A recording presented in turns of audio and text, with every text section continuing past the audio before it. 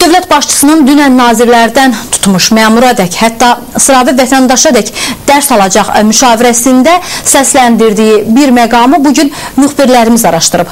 Prezidentin tapşırığı olan sökülməyən o ərazidə Dostluq Parkında necə olub ki, villalar tikilib? Çinarə Vaqifin araşdırması. Dostluq Parkına gedən yoldayıq. O park ki, hansı ki ölkə başçısı sonuncu müşavirədə həmin ərazidə dağın yamacında qanunsuz villaların tikintisindən danışmışdı və o villaların sökülməsi ilə bağlı tapşırıqlar vermişdi. Bu ərazidə yerləşən villaların sökülməsinə hələ bir neçə gün əvvəl başlanılmışdı. Həmin günlərdə söküntü işlərini müşahidə edən jurnalistlərin diqqətini cəlb edən məqamlardan biri də dəbdəbəli villaların sökülməsinə heç kimin etiraz etməməsi idi. Prezidentin müşavirəsindən sonra susqunluğun səbəbləri məlum oldu. Dedim, ölkənin kimlər bunu tikir? Heç bir adam çıxmadı. Dedim ki, gedin bir villanı sökün, görək kim çıxacaq bunun arxasında. Heç kim çıxmadı.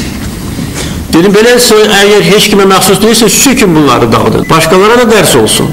Qanunsuz yollarla gedirlər, özəlləşdirirlər, zəbt edirlər, xasarlayırlar. Orada elə istinad divarları tikilib ki, bəlkə də bir neçə milyon manat təkcə o istinad divarlarının tikintisinə sərf olunur. Bu qədər özbaşınlıq olmaz. Araşdırma zamanı bu tikililərin qanunsuz olduğu üzə çıxıb. Bu cür qanunsuz əməllərin siyasını yəqin ki, davam etdirməkdə olar. Məsələn, dəniz sahilindən 200 metr aralıda tikinti aparılmasına qadağa qoyulsa da bu qaydaya riayət edilmir.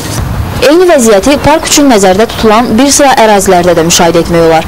Məsələn, bura Azadlıq metro stansiyasının yaxınlığındakı parkdır. Əvvəllər bura yalnız əhalinin istirahəti üçün nəzərdə tutulmuşdu. İndi isə parkın bir hissəsində villalar tikilib. Bütün bunlar yerli icra hakimiyyəti orqanlarının fəaliyyətindən və yaxud da fəaliyyətsizliyindən xəbər verir. Amma ANSTV olaraq apardığımız araşdırmalar göstərir ki, bu məsələni yalnız icra hakimiyyəti orqanları ilə bağlamaq düzgün deyil. Əksər vaxtlarda paytaxtda qeyri-qanuni torpaq satışı ilə bələdiyyələr də məşğul olur. Ümumiyyətlə, bələdiyyələr bir çoxları tərəfindən yalnız torpaq satışı ilə məşğul olan qurum kimi qəbul edilirlər. Prezident İlham Əliyev də bununla bağlı müşavirədə öz iradlarını söyləyib. Bələdiyyə də bir növ icra başçılarının belə, necə deyirlər, filialına çevrilib. Bələdiyyənin öz səlahiyyəti var. İndi mən o fəaliyyəti görmürəm. Bələdiyyə sadəcə olaraq bir möhür idarəsidir. Yəni ştamp qoysun qanunsuz əməllərə.